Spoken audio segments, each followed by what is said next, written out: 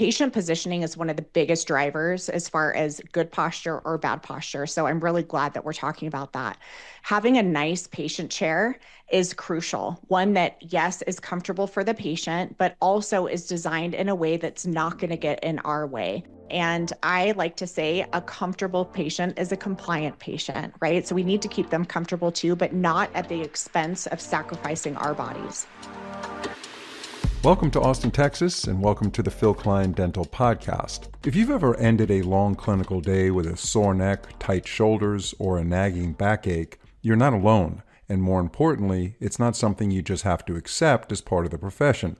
And if you're early in your career, feeling good, moving easily, and wondering what everyone else is complaining about, just know this: the effects of poor ergonomics don't show up all at once. They build quietly over time, until one day they do. In this episode, we're diving into one of the most overlooked threats to career longevity in dentistry, ergonomics.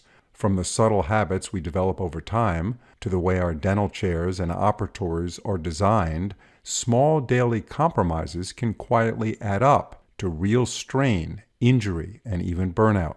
Joining us is Stephanie Botts, a clinical dental hygienist and certified ergonomics assessment specialist, and the founder of Polished Posture. Stephanie works with dental teams across the country, both in office and virtually, helping them reduce pain, improve posture, and practice in a way that's actually sustainable long term. We're going to talk about the most common ergonomic mistakes clinicians make, how patient positioning and equipment design directly impact your body, and most importantly, what you can start changing immediately to protect yourself and extend your career. Because dentistry is demanding enough. Working in pain every day shouldn't be part of the job.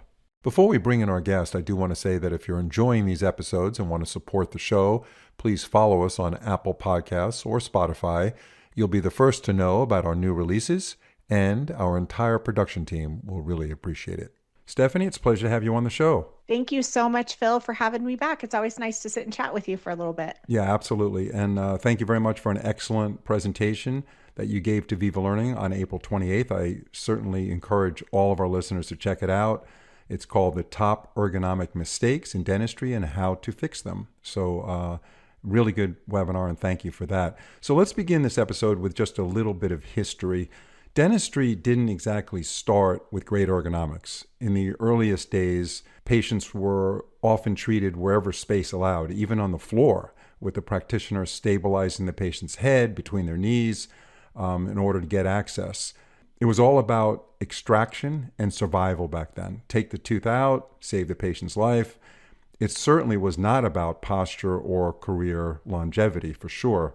And then, as the profession became more formal, thanks to pioneers like Pierre Fauchard and other folks like that, those innovators, things improved clinically, but not so much ergonomically. Dentists typically stood and leaned over patients seated in straight back chairs, as you know, often working in poor lighting. Long days in a hunched position were just part of the job, and the physical toll was largely ignored. The real shift started, I think, Stephanie, with the introduction of the dental chair in the late 1800s. That was the beginning of the reclining patient, better lighting, and more thoughtful delivery systems, which finally allowed dentists to work with the setup rather than working around the setup. So by the mid-20th century, we're talking 1950s, sit-down dentistry and four-handed dentistry began to take hold, bringing a more intentional approach to workflow and positioning.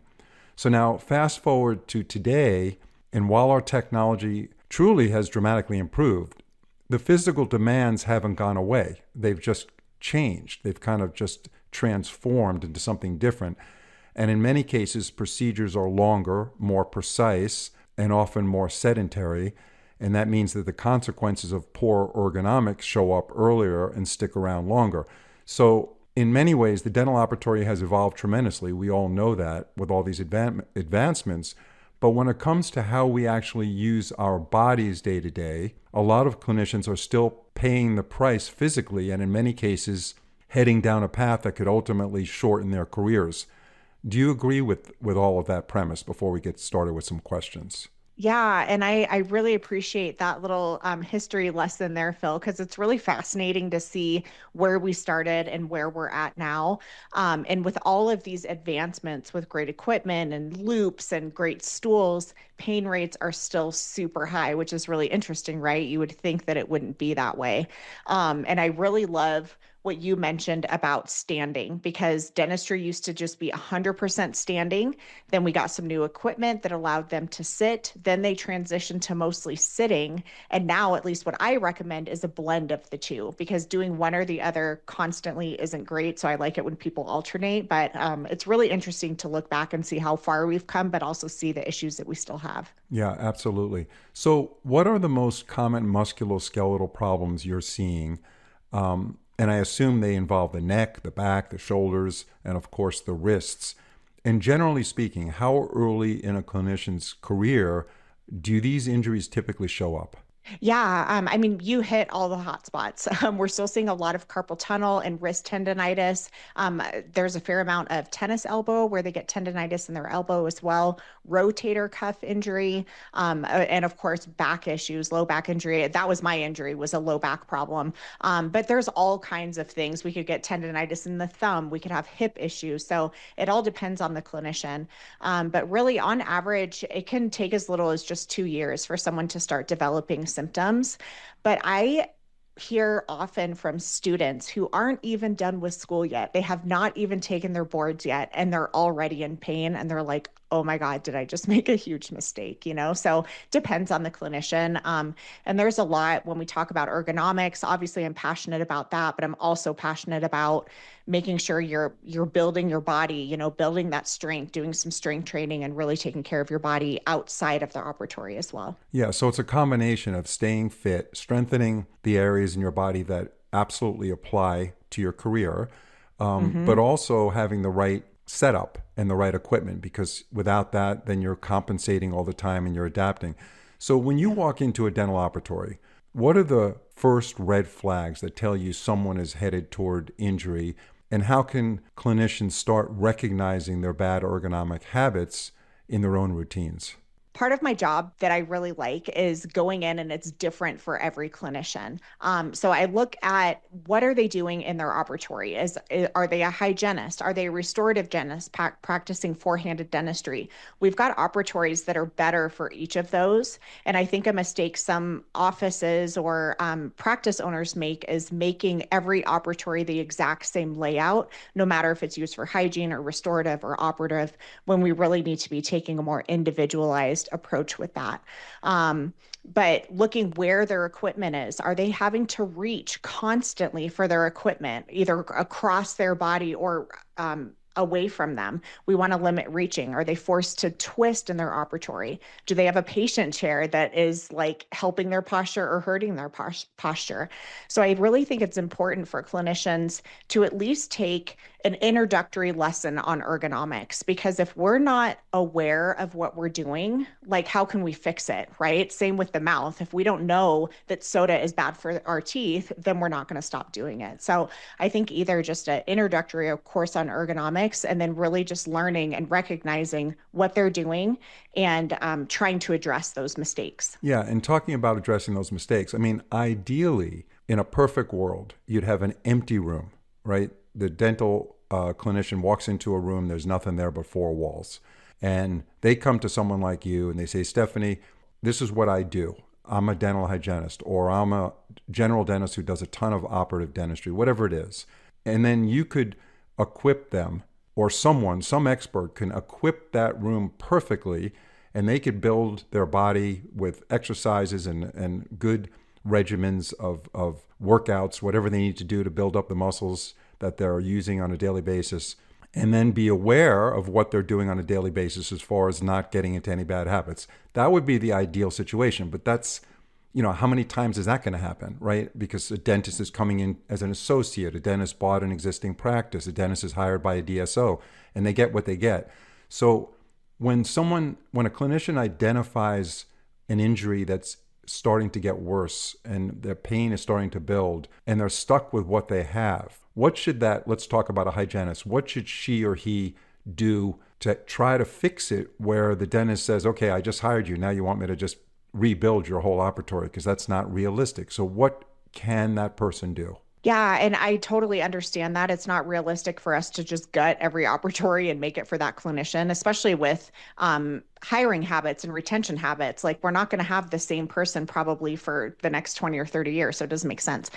We can retrofit operatories with less expensive equipment to make that work for the clinician. For example, if I have a hygienist who's working in something called a rear delivery design, that is very challenging for hygienists to work on. So I recommend getting a mobile cart to help them, give them another surface for them to put their instruments. I talked in the webinar about something called hand passing instead of twisting across the body constantly to grab what we need. And again, these are just very basic things that you will learn from an ergonomic course. I don't know about you, Phil, but I think just a basic ergonomic course should be required, No, I at agree. least once a year Absolutely. or every couple years. Absolutely. I think, I mean, Yeah. there's plenty of these annual courses that we have to take: infection control. I Yep. don't know if HIPAA is one of them, CPR. But again, like I mentioned in that brief historic account, posture and ergonomics was never stressed Yeah. for decades and decades, for centuries, for that matter. And now we're in this advanced level of digital workflow, and everything is focused on, predictable outcomes and precision. But we still have to take care of our bodies, and that seems to be lacking in so many offices. And I guess that education you're talking about is really critical. And I assume the dentist and hygienist have several options as far as getting that training. I mean, there's courses like on the Viva platform. I'm not the only one that talks about ergonomics. I've done a couple, and I know some other lecturers have done as well. There's a few of us out there talking about ergonomics, but really just, searching us out, asking your association to bring in an ergonomic speaker every now and then just to brush up on some of these basics. There's on-demand courses that are available as well. I've got some video-based courses that walk people through, different positioning techniques and stuff, but the education is out there. I just think that we need to do a better job at really seeking it out and realizing how important it is. Yeah. Do you think it's really important for someone to go in person to a dental practice? Because I know we have the webinars on Viva Learning, and you teach a lot at the conventions and you travel all over the place. You're a sought after speaker on this topic. But what about a personal trainer or somebody that comes into the office to assess, make recommendations, and actually do the thing and say, here's what we need to do. Let's get this done. Is that something that is necessary for true implementation of good ergonomic systems in the operatory? Yeah, I mean, I think so. That's part of what I do, and I know there's other people that do it as well. But taking a basic ergonomic course is great for like general advice, general positioning, and that can really help a lot of people. But I often get very specific questions from people like, "This is what my operatory looks like. How do I make it work for me?" And that's where something like an assessment, either in person or virtually, where someone watches you while you practice, looks at your equipment that you're working with, and then can provide recommendations tailored to you. So that's kind of like ergonomic training next level, which is really useful. Yeah, for sure. So let's talk about patient positioning and equipment design. Both have a direct impact on a clinician's posture, visibility, the amount of strain we put on our bodies during treatment.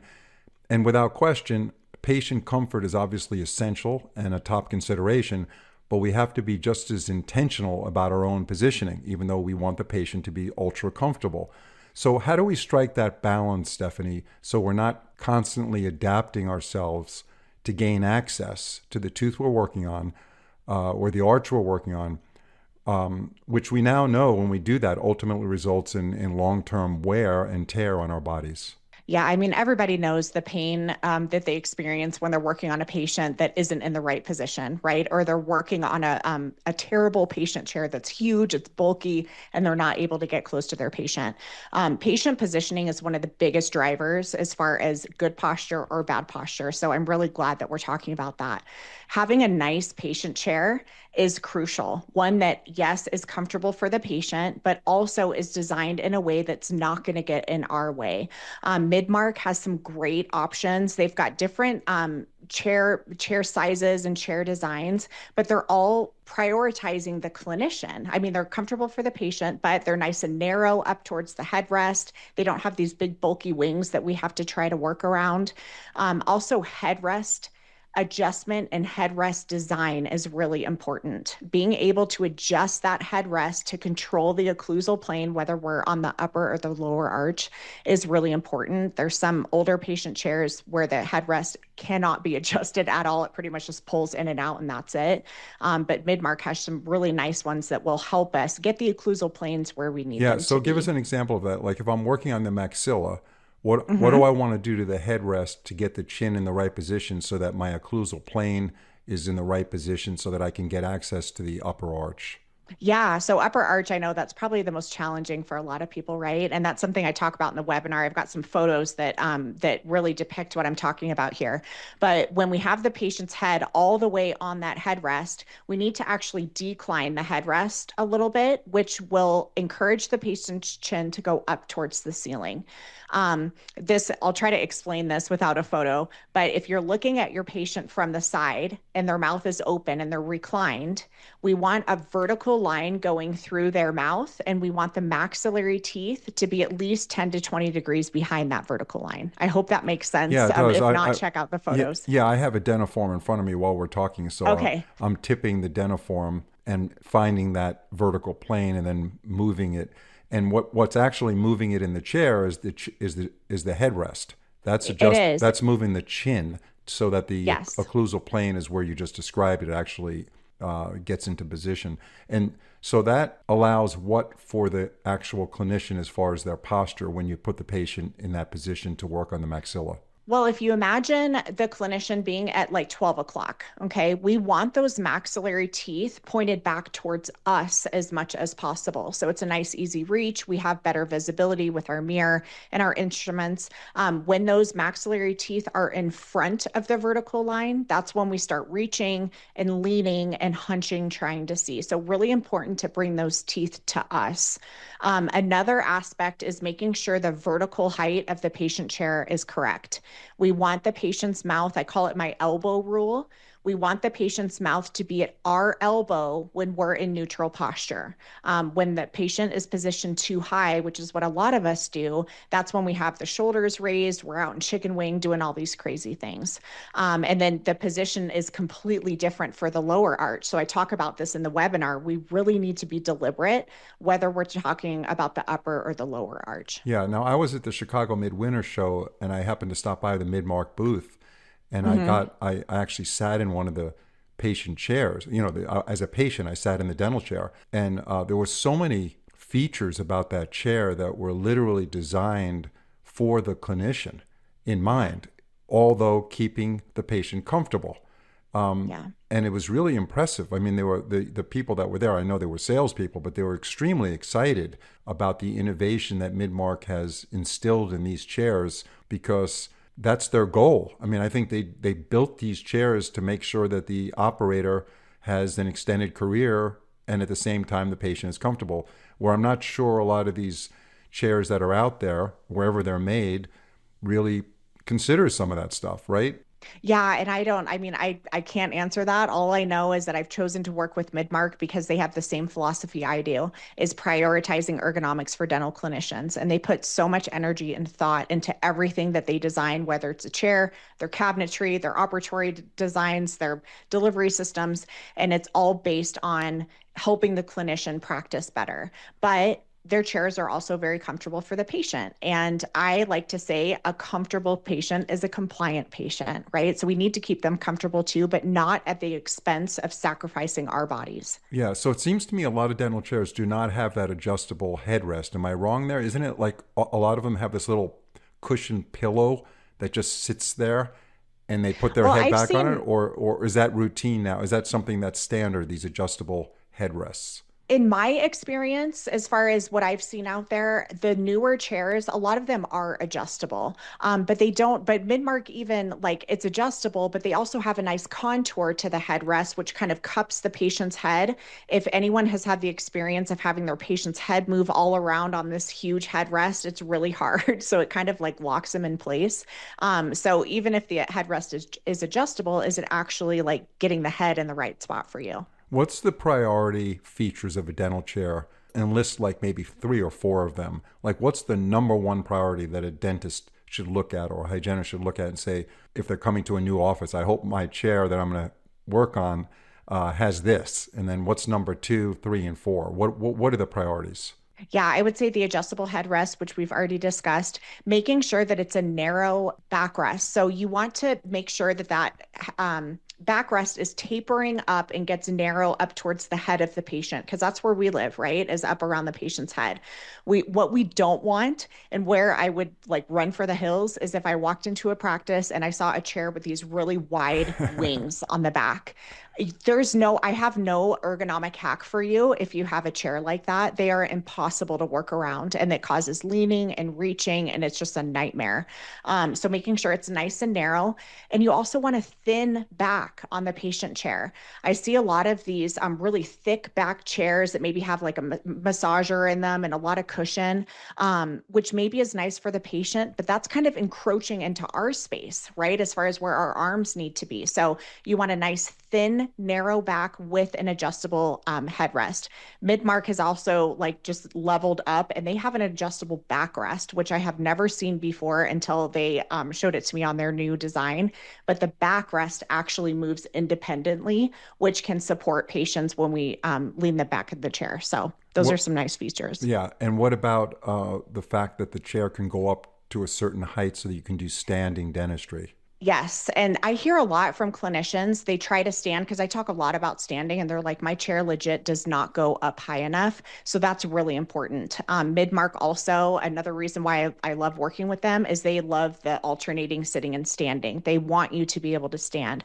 So having a chair that will go up as high as you need it, also that will support patients. They have a really high lift capacity. So if we have maybe a more full-bodied patient, which sometimes they can be challenging to work on, being able to stand is crucial for those patients, but we also want to make sure the chair can support that weight as we lift them up. Are you a consultant for Midmark where they rely on you for advice in their design, or do they have consultants that do this and you just love their stuff? I was just curious. Yeah, no, I've had the opportunity to go out a couple times and look at their new designs before they were unveiled and give them feedback. They've also gotten feedback from people in the area, like real life clinicians that are working and using their equipment. But it's been really fun to kind of see these designs, see the prototypes, give them feedback, and then see the final product. It's pretty cool. Yeah, I love the term ergonomic hack. Those are things that you could do based on what you're kind of stuck with.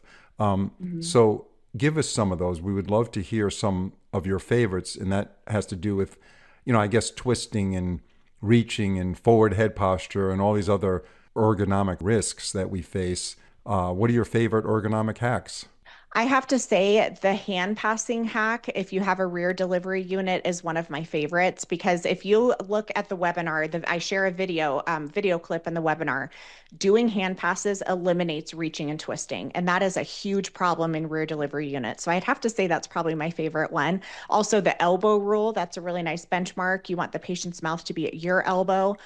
To reduce reaching, just think when you go into the operatory, what are you using the most? For me, I'm a hygienist, so it's my bracket table with my instruments and my air, water, and my suction. Whatever you're using the most, bring it as close to you as possible so you have a nice, easy reach when you're grabbing your things. What we don't want to do is this full arm extended reach, like I see a lot. That's one of the easiest things to fix. Yeah, fantastic information. Last question as we wrap up this podcast. It's been great talking to you, Stephanie. Stretching and taking breaks in between patients. How significant is that during a busy day for a hygienist or a dentist to dedicate some time to the proper stretching? Because I know when I'm at my desk, and sometimes I'm doing 4 or 5 podcast shows a week, and there's editing and there's talking with our staff and there's this and that, and I end up sitting a lot. I actually make an effort to get up every, I don't know, I should probably do it more often, but at least once every 45 minutes and actually do 5 minutes of stretching. And it helps me immensely. Does that apply to dentistry as well? Yes. And when we talk about stretching or just moving in general, it's about blood flow, right? We get sore and stiff and tired like you at your desk. I'm the same way if I'm stuck at my desk for a long time. It's because our blood isn't flowing to those muscles and they start to get tired. So I talk a lot about micro breaks, especially on my social media channels. But we need to be, you mentioned in between patients. I actually recommend during patient care, taking a micro break like for 20 or 30 seconds about every 20 minutes. That will introduce blood into these overworked muscles, kind of lube them up, get some tension out of there. And I tell people, I promise you, if you're doing micro breaks, just do one day and be diligent with your micro breaks. Every 20 minutes, do it for 20 seconds. See how you feel at work or when you get home. You're going to feel like a different person. So they're huge. Yeah, I know it works for me personally because when I don't do it, when I don't stretch during the day, I can get away with it for a couple of days. And then I start to feel the cramps. I start to feel uncomfortable and neuropathy and all sorts of strain and different signals that, my body's getting stressed in certain areas. And then I go back to stretching and it goes away. So it's, and I'm not 25 years old anymore, so I need to do this. As we get older, we need to do it a little bit more. So if you're, You got that right. yeah, if you're an older practicing dentist, and that's the whole thing, the younger dentists that are getting out, I mean, you mentioned a dental hygienist who was in pain before she even graduated. So she really has to be aware of this. But there are those that are blessed with very flexible, lubricated bodies that feel like they're just not vulnerable to what some of us are, and they can go longer without paying attention to this. But eventually, I think it will catch up with them. Do you agree? 100%. I was actually one of those. I was super cocky. I was like, I don't know what these people are talking about. They're in pain. I'm not. Man, 10 years into my practice, it hit me like a ton of bricks. So if it hasn't come for you yet, it is coming for you. So you just want to be prepared for that. Okay, great, Stephanie. You've been wonderful. Thank you so much for your contributions to Viva Learning. Again, I recommend everybody to check out that webinar that I mentioned. And what's the best way to reach you, Stephanie, online and through your social media? Yeah, probably the best place is my website. It's polishedposture.net. Everything branches out from there. So I want to be as accessible as I can for people. So please reach out if you have any questions. And thank you so much, Phil, for everything you're doing with this podcast. I always enjoy talking to you. Yeah, my pleasure. Thank you. Have a great evening. Thank you very much.